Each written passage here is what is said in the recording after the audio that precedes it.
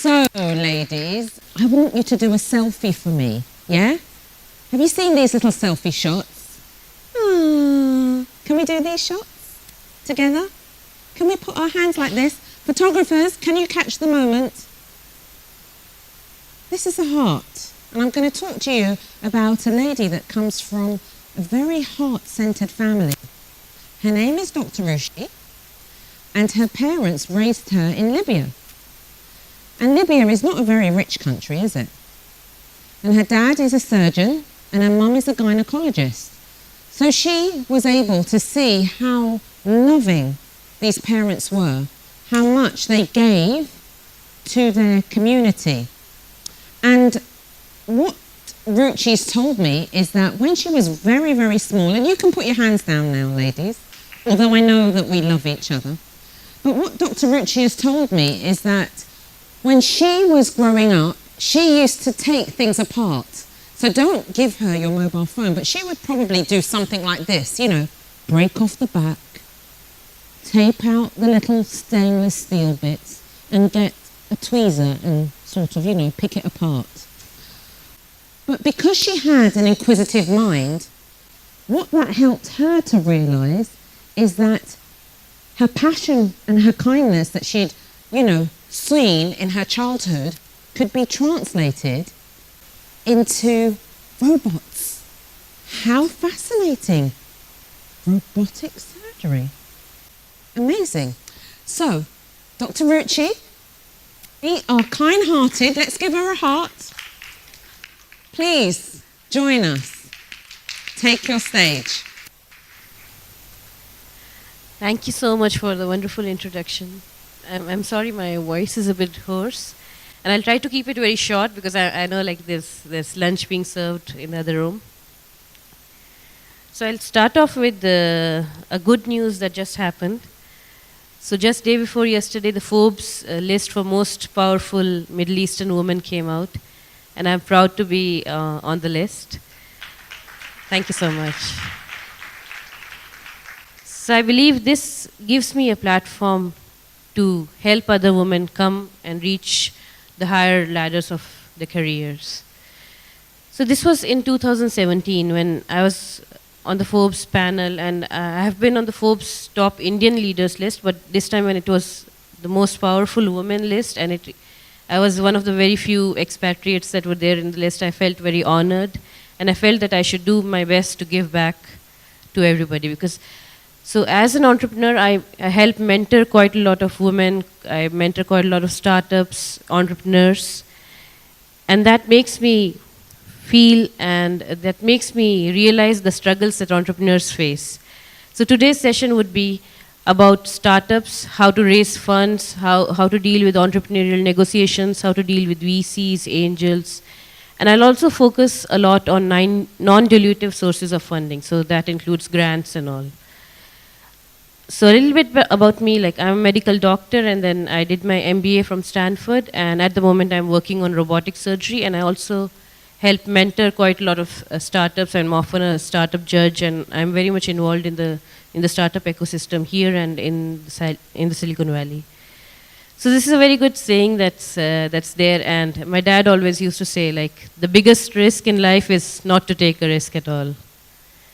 And again, like for failures, there's nothing called as failure. You either learn or you win, right? So when you talk about startup funding, that's something that a lot of people struggle about. A lot of entrepreneurs come to me with this question, like, how do we deal with VCs, angels? They have a lot of experience. We feel like a little bit left out in the entrepreneurial negotiations. So this is normally the cycle of a startup. When you start a startup, you're on your high, you're very excited, you think that it's the best idea ever, and you'll make like a huge success out of it. But slowly, the money runs out, and then you often run into the trough of sorrow, as it's called.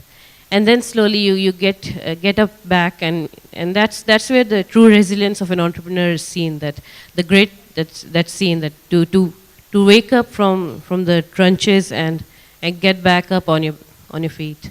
So that's a stage when you often raise funds. It could be VCs, angels, but I'll try to focus a lot on non-dilutive sources of funding. So that would be like crowdfunding, grants, competition, prizes. And also try to leave you with some productivity hacking tools, so that would help you manage your time in a much better way. So the first step, like whenever you are ready with your plan, would be to make a robust business plan, have an Excel sheet for the financials, have a 1-page or a 2-page executive summary, maybe have a website if it's a digital startup, or otherwise it's not even necessary. But the FAQ section is something that would really help you out. So we keep the FAQs ready because oftentimes as soon as you launch your startup, there will be a lot of media people who will reach out to you and ask a number of questions. So, and oftentimes these media people, they have a deadline to follow and they want your responses like within the next few hours. So if you have an FAQ section, that could actually help the media people with their responses, and they can create a good article about like whatever industry that you're working on. Other good thing, especially in this part of the world, is you need to have your pitch ready in various formats. It should not just be an electronic format. Oftentimes people here, investors here, write to touch and feel, and they want a printed, spiral-bounded booklet of your presentation. So you have to be resourceful, and this is where like the energy and the enthusiasm that you have put in for your startup, it really shows, because the investor will come to know that you're really prepared for everything. Oftentimes it's called the elevator pitch. You meet somebody in the elevator and within 30 seconds you have to explain like what are you talking about. The best part about pitching is that you have to make it so simple, you have to put it in such simple words that the person who listened to your pitch can go back home, tell to his wife or husband about it, explain to their children about it. So that's when the word of mouth marketing of a startup actually begins. But if you have a jargon-filled pitch, the one line that you have about your startup, if it's filled with jargon, nobody will be able to understand, nobody will be able to share the idea with anybody else. It's only when people are sharing your idea that's when like you go viral, or suddenly everybody is talking about things. So these are very simple things that actually help quite a lot. So oftentimes when people come and pitch, they have like, they do a sort of an act on the stage, and they're not true to themselves. They come up with like fancy words and all, and try to make the investors understand that they really know things. But the investors, they have been sitting there for a long time. They understand each and every trick that you're trying to play. So if you try to be more and more genuine to yourself, that would be best, and it will save up a lot of time, not just yourself, but for the investors as well. So let's talk about non-dilutive funding. So there are competitions, grants, contests, and these 4 websites are resources that you can use, where on a single website you can apply to a number of grants, you can apply to a number of competitions. So that's the best part. And one of the good productivity tools that I can tell you about is like, let's say you come up with a startup plan, you take a couple of weeks to make it much more robust, come up with a business plan, the financials, executive summary. Then you can decide, okay, now is the right time, I should go for non-dilutive funding, because it doesn't hurt you. There's no equity dilution in this. And then you can see like all the competitions that are happening in your area for the entire year, and then you can make up the deadlines for all the competitions. And once you come up with that list, you can see, okay, this is when I need to apply. So like every Saturday, you can keep like 1 or 2 hours for yourself to apply to these competitions. Because if you miss the deadline, the competition would happen the next year, and that would be a huge loss. So it's better to keep like 1 week of a day to do a lot of work in one go. So the best part about that is like if you apply to one competition this week and the next competition the next week, it takes up a lot of your time. But if you do things in one go, it helps a lot, because you almost have all the answers ready. You just have to copy paste. And oftentimes, like well before the deadline, if you apply, it's actually much better for you, because the judges can reach out to you. They can have an in-person interview with you, and they can even share some feedback, and you'll have time to make like a new submission. So if you talk about Dubai, there are a number of non-dilutive funding sources here. There are a number of grants by the government, and there are a lot of incubators, accelerators running programs. Like in the morning, we heard Despo talking about the AXA thing. Like there were 6 startups that were working with her. So these are like corporate programs that are out there to help entrepreneurs. The Expo 2020 non-dilutive funding. Then there's Flat 6 Labs. Shera is a Sharjah entrepreneurship center. ArabNet. These are all prizes and grants that you can get, and it doesn't affect your equity dilution. So that's the best part, and that's where like startups really start off with.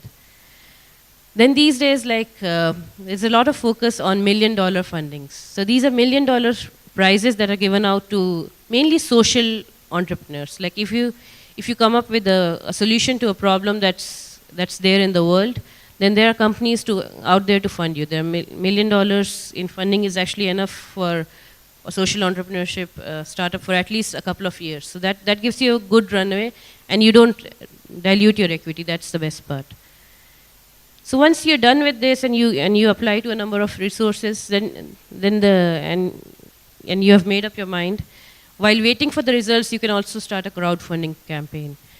There are 2-3 ways of crowdfunding. One of them is reward-based crowdfunding. What happens there is that you usually have a hardware startup and you give like watches or gift cards or something in return for all the reward-based crowdfunding backers. Other crowdfunding websites are equity-based crowdfunding, in which you will dilute your equity. So that the equity crowdfunding sites are more regulated, and they have like a proper vetting process for the startups that are registered there. And it's good, like it's a good resource to actually go ahead and plan your campaign. It doesn't cost much. Oftentimes, even if you're not able to raise your funds, you'll get a lot of feedback, and that's best, because as an entrepreneur, each and every step, the kind of feedback that you get, it's important. I know at times you'll feel a bit pissed off about the number of times you're getting a feedback, but that's really important, because like you have to get out of the building. When I was at Stanford, Steve Blank was a professor at Stanford. He teaches the Lean Launchpad class there. So he used to say, get out of the building. The more and more you get out of the building and talk to customers, that's when you'll understand things. If you just stay in your room and like make presentations, PPTs and all, or write up a theory book, that doesn't really help you. The more and more you go out and interact with the audience, that's when like customers will give you feedback, and you can pivot with your startups. So then comes VC funding. VC and angel funding is like a thing that you should be very much prepared for. Once you have all the resources, the business plan, executive summary, financials in an Excel sheet, your presentation in various formats, maybe even a YouTube video pitching, showing your pitch, then you're actually ready to go to the VCs.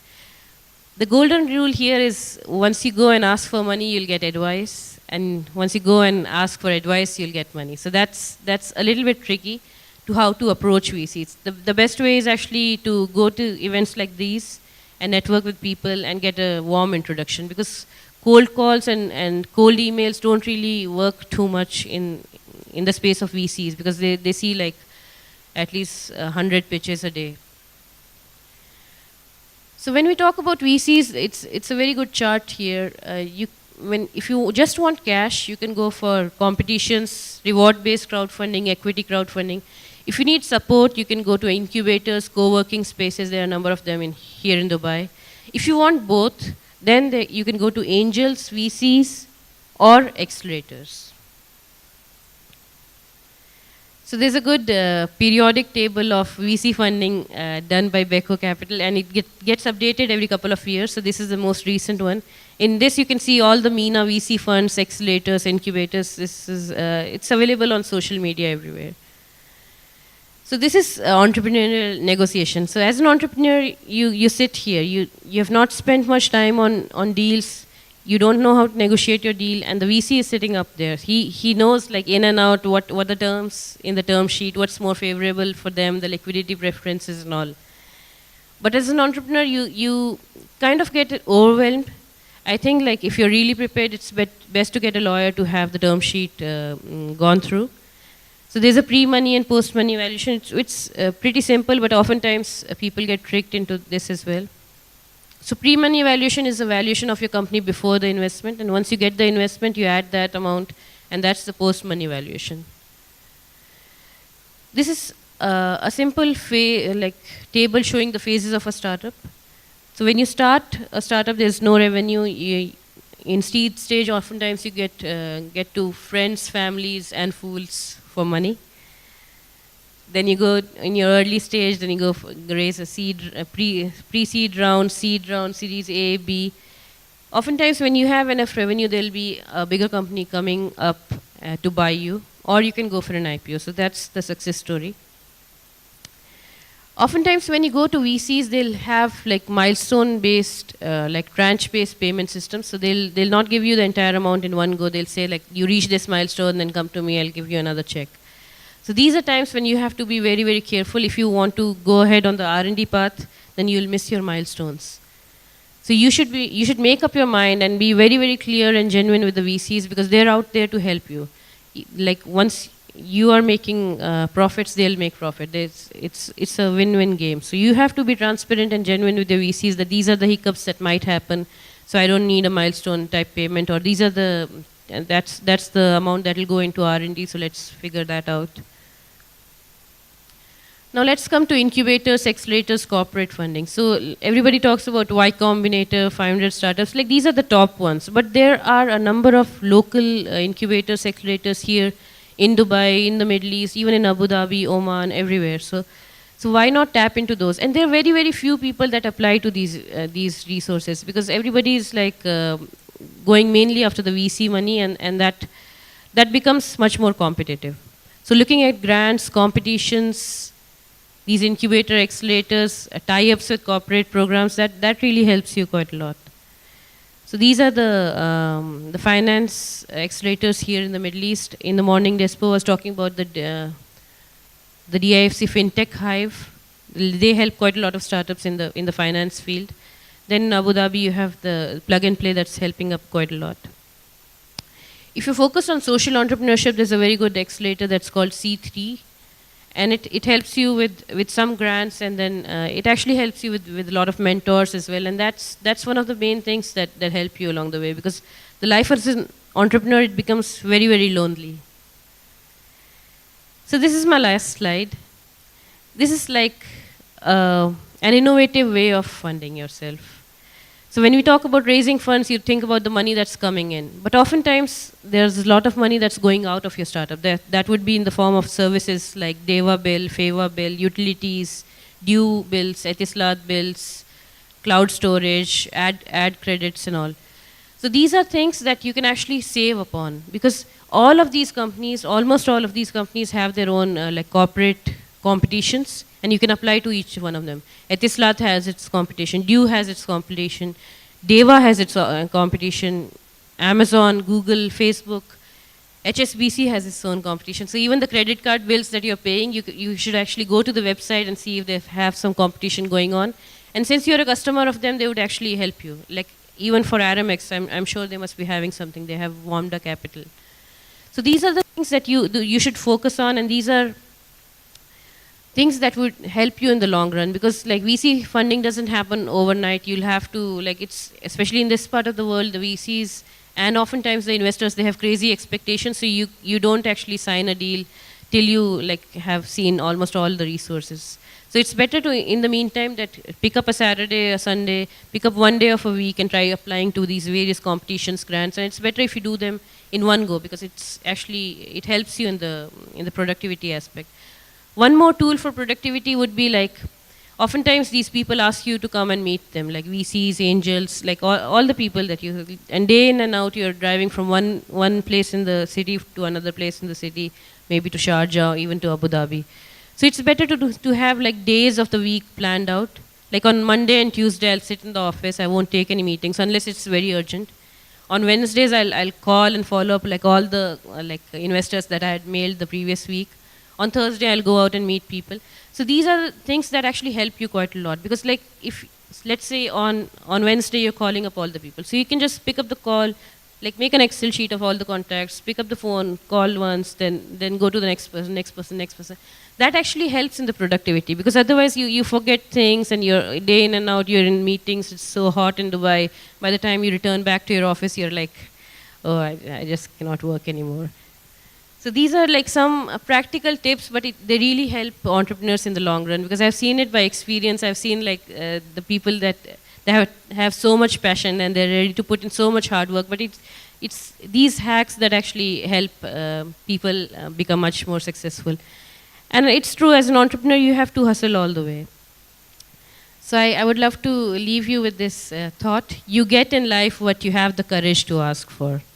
So it's always best to open up your, like if you're meeting somebody and you think that they could invest in your startup, it's best to actually say, hey, I'm working on this on the side, would you be interested? Because oftentimes people are working their full-time jobs and they have an idea in their mind, but they're just not ready to step in, take the risk, because they think that there'll not be enough people to fund them or think about it. So that's when you can actually, in the like evenings, you can go to meetups, you can explore ideas with people, and you can see, like, sometimes you can find the right investor. And there's a last request. There are so many successful women in the room, so I'd request, like, all of the women to devote, like, some time to mentor other younger women that are coming up the ladders. Thank you. Fortunately, we are running slightly late, so we won't be able to ask Dr. Ruchi any questions now. But can I invite you over lunch to do that? Because I think that she'll have a lot to share with you.